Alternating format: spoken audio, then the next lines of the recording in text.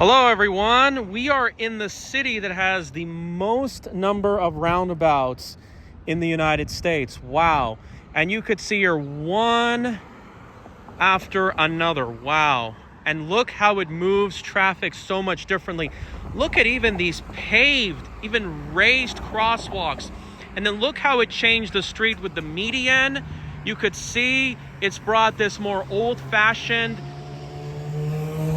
European looking experience, all these multi-story buildings, and these infill buildings are relatively new. They're better than your typical infill developments.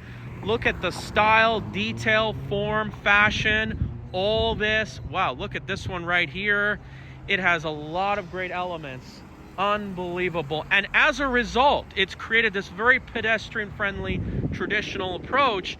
And you could see they're doing a lot of this infill development right here, and they're not using entirely wood framing. Wow, because it's just a chain reaction one after another. There's even some way out here. It is amazing, beautiful, beautiful day.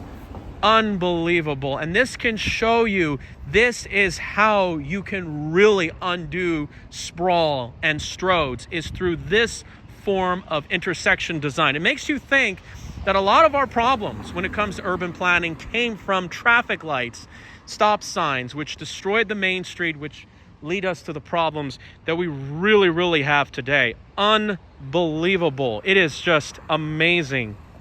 And so I think you're going to see a lot more of this. And of course, now, can these types of intersections solve all our problems? No, obviously.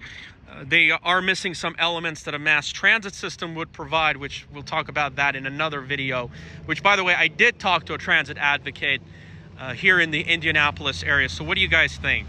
Thank you guys. Another thing I forgot to tell you about is that I believe it was Summerlin that had the very first few roundabouts in the United States, but unfortunately, the Las Vegas area did not follow it up as much. Well, I guess you can imagine why. It's kind of a long story.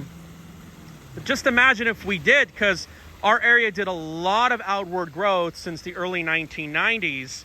And imagine a lot of the problems it could have solved and opportunities we could have really embraced. So when we grow outward, we've got to do things more efficiently.